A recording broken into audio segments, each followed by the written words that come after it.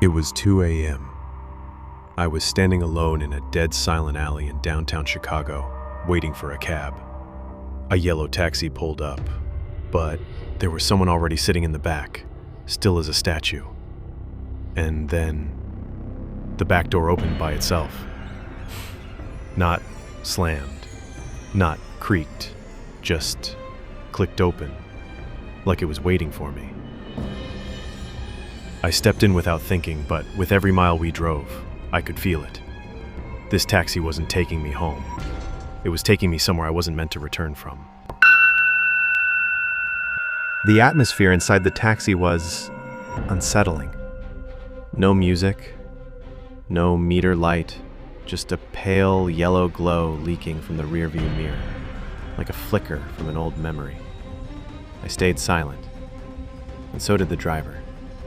His hands were fixed on the steering wheel, stiff and frozen, like someone had glued them there. We were on a straight road, but something felt off. The streets didn't look familiar, the stores weren't recognizable, even the intersections looked foreign. Then, I pulled out my phone. The screen froze my breath. Ride completed. But we were still moving. I glanced at the driver. There was something in his eyes, or maybe nothing at all. He wasn't looking at the road, not even at me, but through the side mirror, as if watching something behind us. I asked, "Hey, what street is this?" No answer. His neck didn't move. The cab just kept gliding, no bumps, no noise, like it was floating on air. At one turn, the taxi suddenly veered right, and in that exact moment, something changed. The streetlights disappeared. There was only darkness now, as if the world had ended, or we'd left it behind. I turned on my phone's flashlight, but it only reflected my own eyes, nothing else. And in the back seat, for the first time I noticed a silhouette. Someone else was sitting there, completely still, head bowed, hands on knees. But I hadn't seen anyone get in. When did he appear? I told the driver, "Stop the car, now." Something flickered in the driver's eyes, but he didn't brake. The man in the back twitched slightly. His shoulders began to rise and fall, like he was laughing. My throat went dry. I grabbed the handle, tried to open the door, but the lock wouldn't budge. And just then, the driver looked at me through the rear view and said, "Do you really want to get out?" Those words, they didn't sound spoken. They felt like they were planted directly in my mind, like an echo of my own fear. I tried to unbuckle my seatbelt, but it tightened around my chest, like something was strapping me in. Then a voice came from the back, "Don't move." I shut my eyes, and when I opened them, the taxi had stopped. But the place, it wasn't a road anymore. It was some kind of open courtyard, lifeless and old, stone walls on every side, and the taxi parked dead center, like it had been pulled in by force. The man in the back was now sitting upright. He held something in his hand, a faded photograph. I leaned in to look. It was a picture of me, but not from childhood. It was taken that very morning. How is that even possible? I was shaking. The driver turned and, for the first time, smiled. But his smile held no joy, just emptiness. The driver said, "You already completed the ride, but some people never really return. You might be one of them." I wanted to scream, but my throat was locked. The door opened all by itself, and the man in the back stepped out. He walked toward a narrow stairwell, didn't look at me, didn't say a word, as if I didn't even exist. The driver motioned with his eyes. "Go." I opened the door. My legs were heavy, but I stepped out and went down the stairs. They led to some kind of basement, and as I descended, the air shifted, cold, damp, bathed in a strange bluish glow. At the bottom, there was a hall. Rows of chairs, like a seminar was about to begin. On the stage, a mirror, old, cracked, partly broken. In front of it, people sat, but all their faces were blurred. I took a seat, and the moment I did, something appeared in the mirror. My reflection. But I wasn't alone. Behind me, that same man, with his hands on my shoulders. I turned around. No one there. I looked back at the mirror. He was still there. He leaned into my ear in the reflection and whispered, "People like you never just travel. You carry things with you, and you leave pieces behind." The lights flickered, a sharp buzzing sound, then darkness. When I opened my eyes, I was back in the taxi. Everything looked the same. Driver ahead, back seat empty, but the time had changed. My phone screen, 3:57 a.m., but the ride said completed at 2:01. So what happened in those 1 hour 56 minutes? I asked the driver, "Are we going back?" He looked at me through the mirror and said only, "No, you're not going back. You're repeating." The taxi took another right, and I realized this was the same alley we started from. Same path, just darker. Each turn, each street felt familiar. But something had shifted.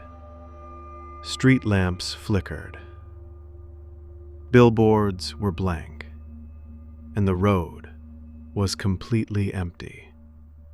No cars, no people, no sound. Just the hum of the engine and my own breathing. I picked up my phone. No signal. Clock frozen at 3:58. Time refused to move.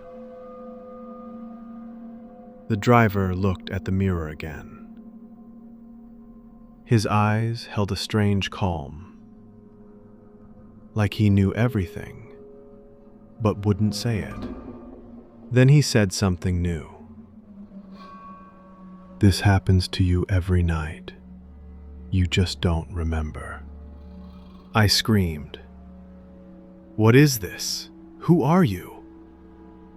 He answered, "You've forgotten what time you belong to." I looked outside the window. We weren't on a road anymore. It was a space under an overpass. Concrete pillars, stained walls, one dim light bulb, barely glowing. And then, for the first time, I felt it. The back seat was no longer empty. There was a girl sitting there, head down, hair covering her face. She didn't speak.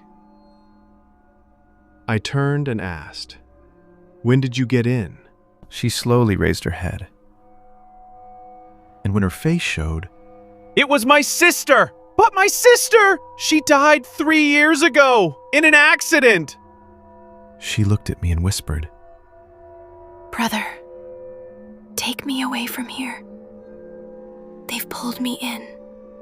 I turned to the driver.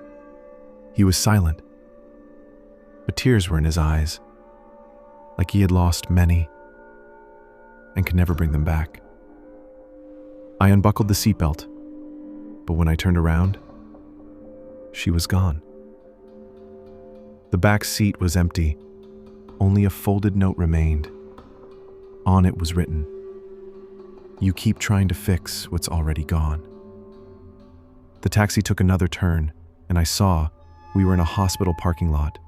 Dead silence. I asked the driver, "Are we picking someone up?" He replied, "We're here for you." The taxi door opened. I stepped inside. The hospital looked old, like it was stuck in the 1980s. Analog clocks on the walls, all frozen. I opened a room door. Inside, on a bed, was me. No one's reacting to me. Why? Nurses walked by, but didn't see me, like I was a shadow, or long gone. I picked up the file by the bed. It read, "Patient, Ethan Miller. Status, unresponsive. Coma since April 17th. April 17th. That was the night I took that first cab ride. So this is all a dream? I'm in a coma? Then I saw a final note at the bottom. Subject repeats trauma loop nightly. Pattern unbroken. I tried to escape the hospital, but the doors were locked. Behind me, I heard the voice again. The driver's. Time to go back. I ran to the exit, but the doors were sealed shut. No handles, no locks, just closed. I turned around, and the driver stood there, but this time, I saw his face. It was me. Older. Lines under my eyes. A face weathered from reliving the same night, over and over. I screamed, "Who am I? Who are you?" He whispered softly, "You, who never left. I'm the one who takes you away every night, so you never have to face the truth. And you're the one who forgets it all, every single time." I couldn't speak anymore. My mouth was dry, my vision blurred. The driver reached out his hand and said, "Tonight is your last chance. Either wake up or stay forever." I grabbed his hand, closed my eyes, and sat back into the taxi one more time. Everything started over. Same alley, same time, 2 a.m., same taxi, same door clicking open. But this time, I looked in the back seat, and no one was there. Just an empty seat, and my own reflection in the mirror, smiling back. The taxi started moving again, but this time, something was different. There were people on the road, shops were open, time was moving. Clock, 3:04 a.m. I checked my phone, signal restored, looked out the window, the highway glided by. Everything felt normal. When I ran out of that taxi and looked back, it vanished, without a sound, without lights, just a cold whisper in the wind. Since that night, I never sat in a strange taxi again. In fact, I change the route if I even see one. Some rides don't take you somewhere. They take something from you. What would you do if the next taxi you enter already knows your name? Tell me in the comments. I'll be reading in the dark.